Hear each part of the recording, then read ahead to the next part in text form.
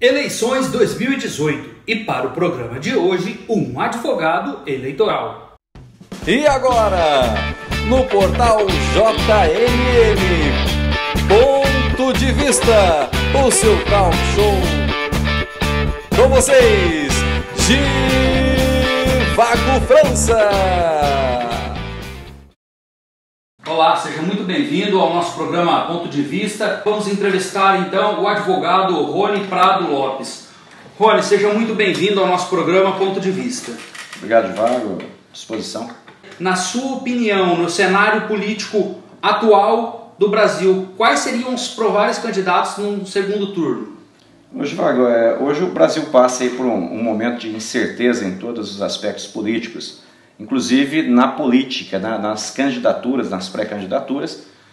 Os nomes que mais se apontam nesse momento é o nome do Jair Bolsonaro, que aparece nas pesquisas, do ex-presidente Luiz Inácio Lula da Silva, o Luciano Huck, que vem aí como uma novidade, o outsider, chamado outsider, que é a nova tendência, a partir de João Dória, e o próprio João Dória, que acabou ficando um pouco de fora e afastado. O PSDB traz aí o Geraldo Alckmin, presidente hoje do PSDB, provavelmente seja o candidato da legenda.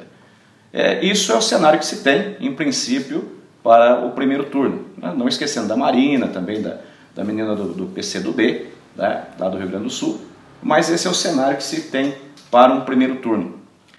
E aí, para o segundo turno, vai depender muito da candidatura do Lula. Se nós tivermos no primeiro turno a candidatura do ex-presidente Luiz Inácio Lula da Silva, então muito provavelmente o que se aponta, em princípio, é uma disputa entre direita e esquerda por Jair Bolsonaro e Luiz Inácio Lula da Silva. Caso Lula não seja candidato, não consiga sair candidato a presidente da República no primeiro turno, aí toda a ordem se inverte. Ou seja, aí você não vai ter, não existe hoje no cenário brasileiro uma personalidade que possa agregar esses votos da esquerda.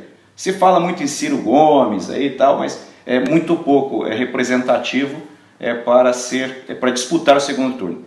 Bom, então se o Lula não for candidato, quem que vai para o segundo turno? Corre o risco do Haddad também não ser candidato, se manter lá como candidato ou a deputado federal ou ao Senado por São Paulo, mas corre o risco de haver uma disputa para o segundo turno entre Jair Bolsonaro e Geraldo Alckmin. Ou seja, será que o povo da esquerda vai votar para o Geraldo Alckmin contra Jair Bolsonaro? Essa é a grande pergunta e a grande questão a se resolver. Então o cenário hoje é esse. Primeiro turno, tranquilo, com ou sem Lula, o primeiro turno vai transcorrer tudo bem. Para o segundo turno, não havendo Lula, corre-se o risco de no Brasil não ter a presença da esquerda no segundo turno, pela primeira vez nos últimos 30 anos.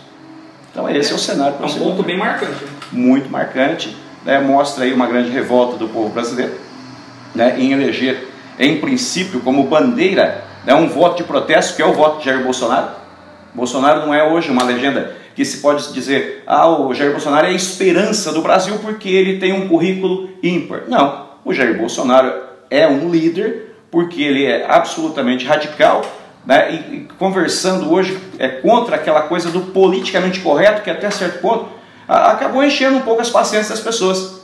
O próprio Ratinho ontem deu uma declaração bastante contundente lá quanto à questão da aparição nas novelas e até mesmo em minisséries, de pessoas lá que têm essa conduta de gênero.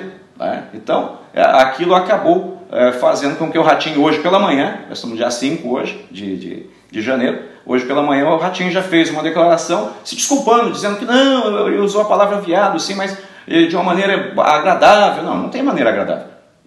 Mas é o politicamente incorreto, Então, eu creio que o Jair Bolsonaro vem a quebrar esse paradigma hoje do politicamente correto. Então, tem aí uma tendência muito forte das pessoas que estão aí um pouco sem paciência com tudo isso que foi pregado nos últimos 30 anos no Brasil. Então, vai haver uma quebra de paradigma, já está acontecendo essa quebra de paradigma.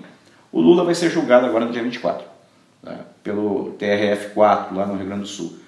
Caso o Lula seja condenado em segunda instância, ele fica impedido de disputar as eleições, mas ainda há um recurso para o STF até porque existe ali um argumento de inconstitucionalidade, caso o Lula não seja candidato a presidente da República, seria uma coisa aí contra o direito fundamental. Então, como foi alegado direito fundamental, direito de constitucionalidade, isso pode ser julgado pelo STF. Então, existe ainda a terceira instância para julgar o recurso do Lula.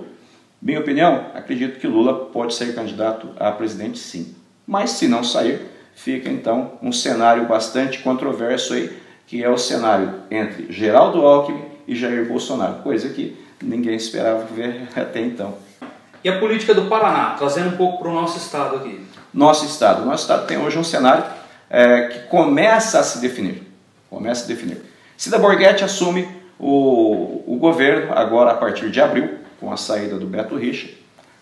O que a gente está comentando aqui ainda são especulações, mas com informações que a gente tem no nosso dia a dia, no nosso trânsito dentro da política, traz a possibilidade disso ocorrer, bastante contundente, da Cida Borghetti, a atual vice-governadora do Paraná, assumir a cadeira de governadora do Paraná. Então assume o Palácio Iguaçu e provavelmente candidata à reeleição. Beto Richa sai candidato ao Senado.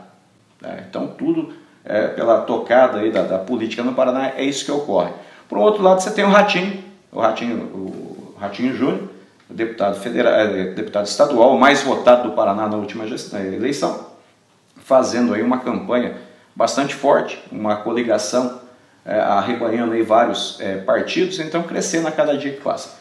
O Osmar Dias também participa pelo PDT desse cenário, também bastante forte, e outros nomes menos relevantes dentro da política paranaense. Mas em princípio você teria o cenário com 3 candidatos, tendo o Roberto Requião como candidato ao Senado, e o Beto Richa como candidato ao Senado. Então você teria 2 candidatos fortes ao Senado.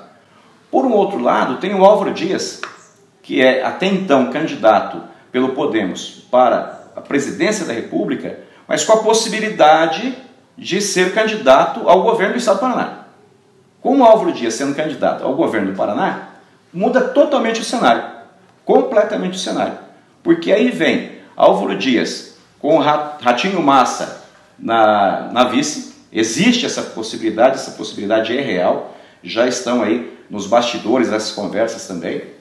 O Alexandre Kiref, ex-prefeito de Londrina, fechando com eles na chapa como candidato ao Senado do Paraná, senador pelo Paraná, e aí o Osmar Dias não sairia candidato ao governo, sairia candidato também para o Senado. Esse cenário muda por quê? Porque a possibilidade de eleição do Álvaro é forte e também do Osmar Dias. O Alexandre Kiref, também é outro outsider, que vai aí, fez já dentro de Londrina, saiu de 2% e ganhou as eleições em Londrina, ele pode perfeitamente arrebanhar os votos da segunda vaga para o Senado. Com isso, o Roberto Requião sairia candidato ao governo do Estado. Então se teria um novo cenário. Álvaro Dias, Cida Borghetti e Roberto Requião.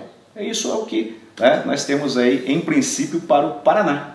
O Paraná tem essa particularidade hoje. Então nós temos metade definido e metade a definir até abril.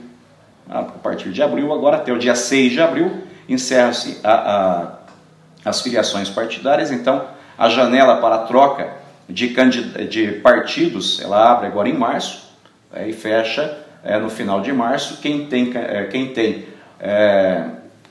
quer trocar de partido tem essa possibilidade, essa janela eleitoral agora a partir de março. E dia 6 de abril é o último dia para fazer a filiação partidária para aqueles que querem disputar as eleições em âmbito nacional e também estadual. Agradecemos a sua presença em nosso programa Ponto de Vista e deixamos o espaço novamente aberto para uma nova visita, para conversarmos um pouco sobre pesquisas políticas. Pode ser? Perfeitamente, eu agradeço, Vago. Quero deixar aqui o meu registro, parabenizando você, parabenizando toda a sua equipe aí, pela iniciativa. Eu acho que Jacarezinho necessita dessa iniciativa.